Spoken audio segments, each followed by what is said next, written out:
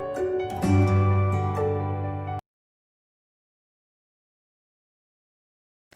I am going to discuss the interference of light with you, and as in the previous topic I have just discussed with you the superposition principle. I am going to use it here.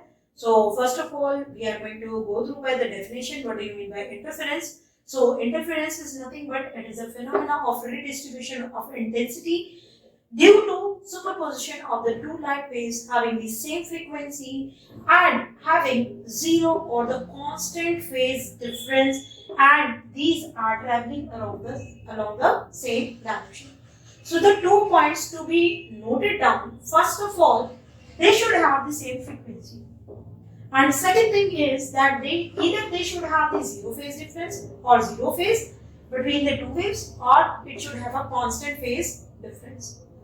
Now, in case of interference, the redistribution of intensity takes place due to the conditions over which they are just superimposing on each other.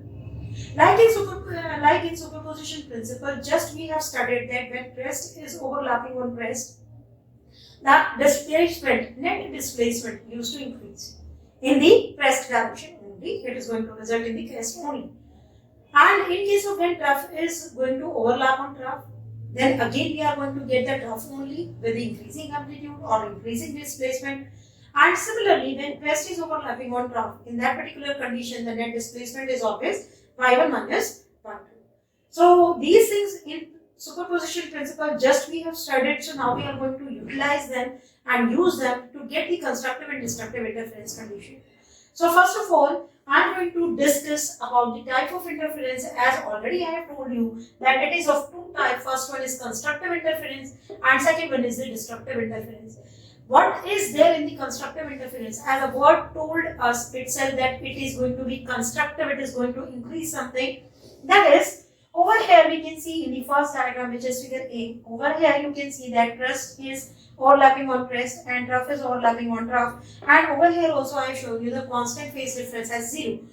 Now over here when crest is overlapping on crest, it is going to result in the crest only, but with the increasing displacement which is y1 plus y2, or increasing amplitude which is y1 plus y2. Similarly in case of trough, when trough is overlapping on trough, again I am going to get the trough only, but with the increasing displacement which is y1 plus y2 again. Now in the second case in figure B, you can see that it is the example of destructive interference, as it is going to decrease the intensity of light. And how it is going to decrease the intensity of light? As over here we can see that there is the overlapping of crest on trough and trough on crest. So whenever such type of overlapping used to take place or superposition used to take place, in such a situation displacement used to decrease. And in this particular situation, I have assumed that y1 is equal to y2, hence the net displacement is equal to 0. So these are the two, you can say, type of interference according to the superposition, or the, you can say, position, how they have superimposed on each other. Depending upon that phase difference, we are going to get the you can say constructive and destructive interference condition. So over here there is a zero phase difference, and over here there is a 180 degree phase difference, and due to which the net displacement is going to be add on or it can be subtracted, depends upon the condition only. So in the next topic I am going to start with the derivation part of interference by using the Young's double slit experiment, and over there we are again going to calculate the mathematical expression for the net intensity or superposition of two light waves, and similarly I am going to get the condition for constructive and destructive interference.